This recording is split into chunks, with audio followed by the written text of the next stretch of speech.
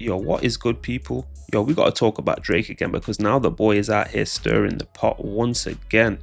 First Rick Ross, then Khaled, then ASAP Rocky, but this time he might have reached a little too far back into the vault.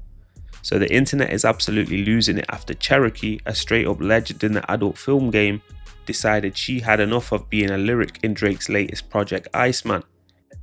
How's everyone doing today? I am doing great. I see the internet is never defeated. I'm just doing me, y'all. It's gonna be another crazy day today. And let's go.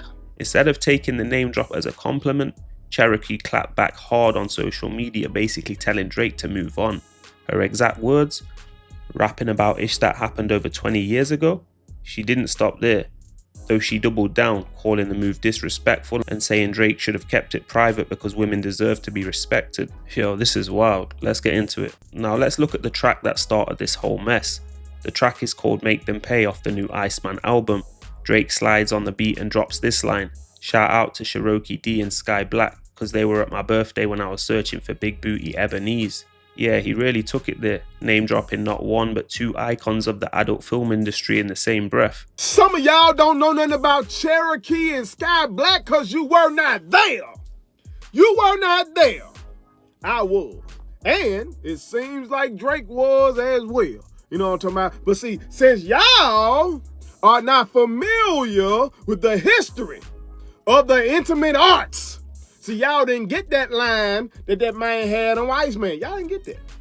Y'all didn't get that. I did, though. Because, see, I know that Cherokee possesses arguably the greatest backside in the history of the intimate arts. When these women go and get these damn BBLs, she is what they aspire to be. And she ain't even had no damn BBL. That ain't nothing but collard greens and cornbread. Meanwhile, Sky Black is arguably the greatest of all times in the art of seductive suction. If you understand what I'm saying. You can line them all up. Tiana Trump, Corinne Steffens, you name it. This woman right here will snatch your soul up out you. See, y'all gotta consume the fine arts. You gotta consume the fine arts. See, when you consume culture, it helps you understand what these rappers be talking about in these songs. It helps you get all these little references. I knew who he was talking about as soon as he said it. Why? Because Cherokee and Sky Black are historic. But what's the real story behind that lyric? See, back in the early 2000s, before he was a global superstar we know today, I mean, these women were his childhood favourites, and he actually invited them to his birthday party. Since Drake is now 39, the math says he was probably about 18 or 19 at the time, while Cherokee would have been around 30. Yo, Drake was basically living out his childhood fantasy, and years later he's still holding on to that memory tight enough to put it on his album. That's crazy. This isn't just a one-time mention. Drake has been a super fan of Cherokee and other goated stars for a minute now. Remember back in 2020 during the quarantine?